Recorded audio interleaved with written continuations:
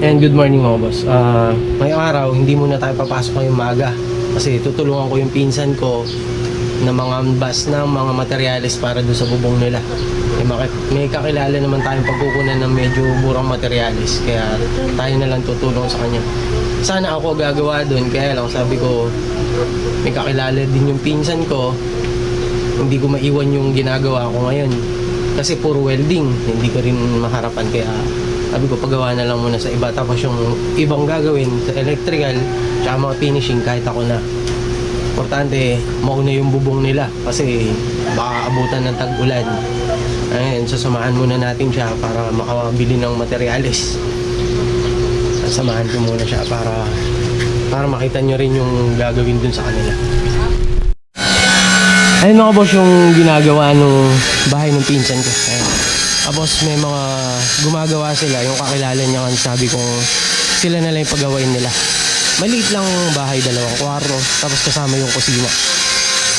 Tapos Yolanda type yung bubong, parang yung ginawa namin sa Pangasinan kay Ninong Reggie. Yun yung i-order natin materyales para sa bubong.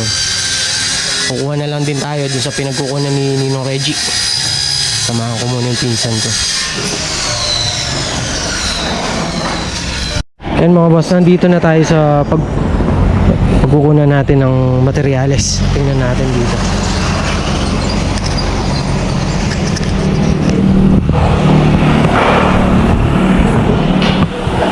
Madali ka!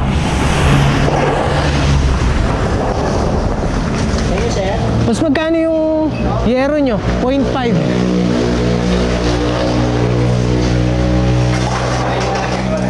po? Per lineal meter ba kayo or per feet? Per feet. Opo. Magkano per feet nyo? Yung ganyan kapalatin sir na 0.50. 0.5. So,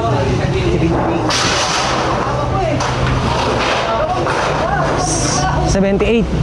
sabi mo na natin.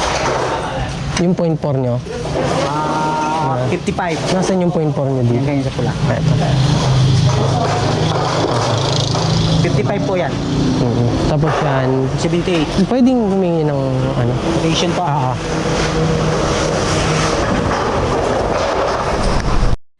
Yan mga boss, nandito tayo sa titingnan nating trabaho. May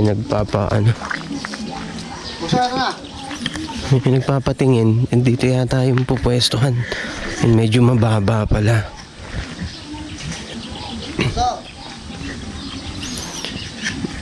May nakaasinta na siya dati. Tapos ngayon itutuloy na. Yan.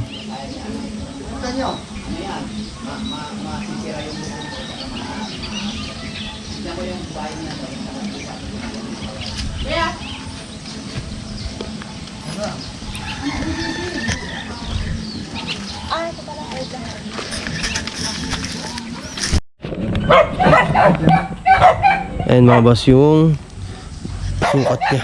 Ayan. May additional yan. Gagawa na lang natin siya ng drawing para may idea siya kung paano mayari yung bahay niya. Ayan yan siya.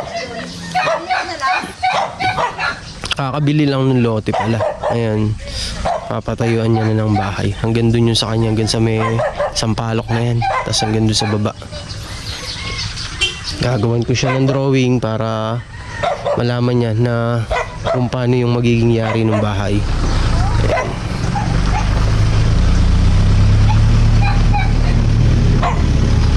Tara, punta muna tayo sa Telapayong, Arayat. May titignan din tayo dun. Ayan mga boss, pupunta muna tayo sa Arayat, sa Telapayong. Titignan natin yung isang subscriber din natin doon na magpapalagay ng extension sa kubo niya. Titignan natin, hinihintay na tayo. Kaya lang nauna yung dun sa malapit sa amin. Kaya medyo tinanghali na tayo dito.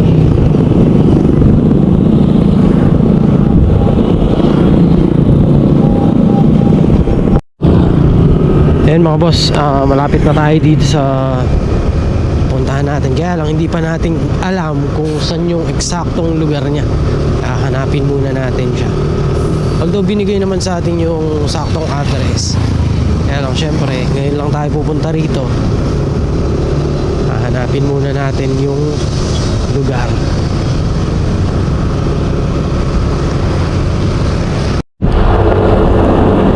Ayan mga boss, inabutan na tayo ng ulan.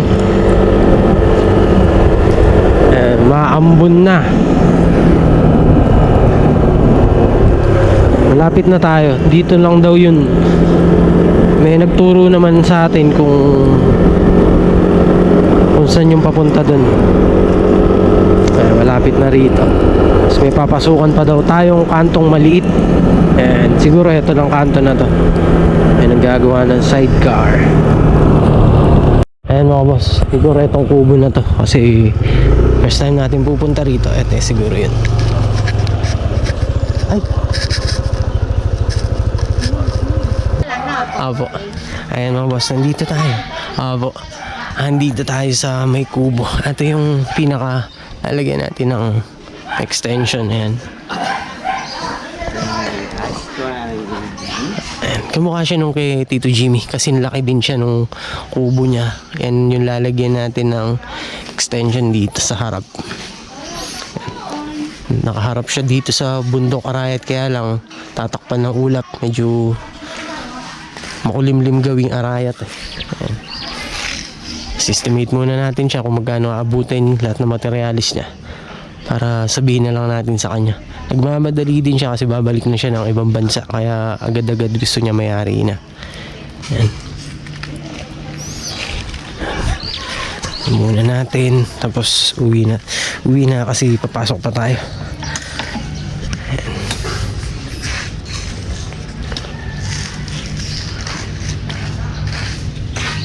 Tapos doon may binabalak din siya dun sa corner na yun.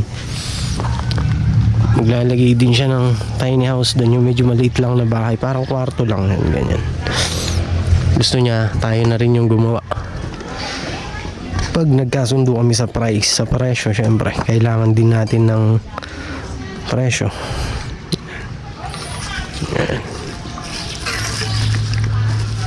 Ito hindi natin inabutan, halos kagagawa lang pala ng gate na to.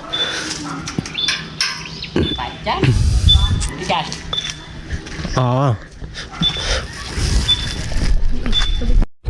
Ayan mga boss, isasend ko na lang sa kanya kasi busy siya dahil may mga dumating na bisita. Ngayon, isasend ko na lang sa kanya kung magkano yung aabutin lahat ng pinapagawa niya.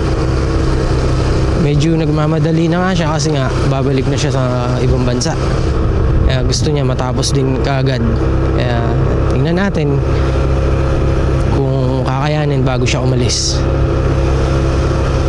Magdadala na lang tayo ng mga ibang makakasama pa rin natin dito. Puro welding ang kailangan dito.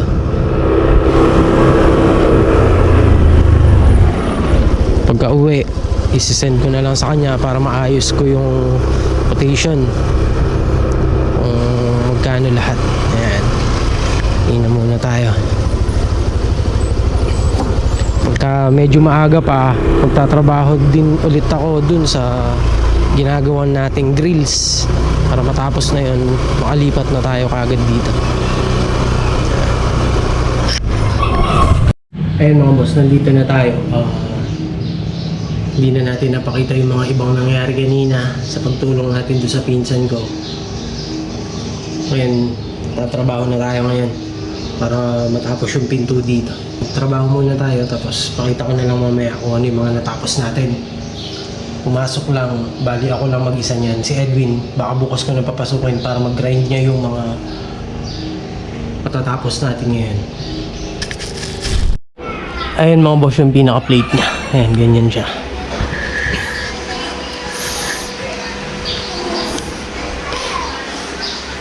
May flat bar yan sa harap. Tapos winelding natin dito. Ayan.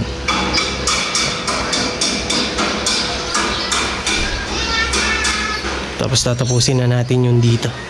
Tingnan natin kung kakayanin kasi may i-repair tayong kolong. May pinapa-repair siya na kolong kasi yung kolong niya may bumigay sa mga welding and gusto i-repair muna.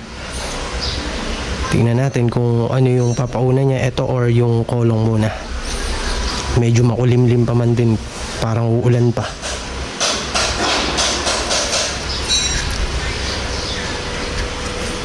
Pakita natin dito sa labas.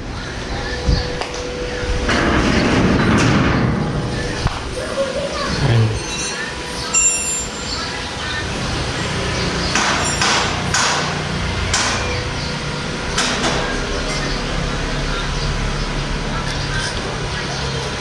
Ayan, ito na yung ginagawa natin, patapos na siya. Ayan na siya. Bali kulang na lang yun dun sa taas. Inalay kulang niya. Tapos dun na tayo. Ayan. Para ma-close na natin. Tsaka makalipat na tayo dun sa pinuntahan natin kanina. Dun sa may Arayat. Para bago umalis yung tao, makita niya yung gusto niyang ipagawa dun.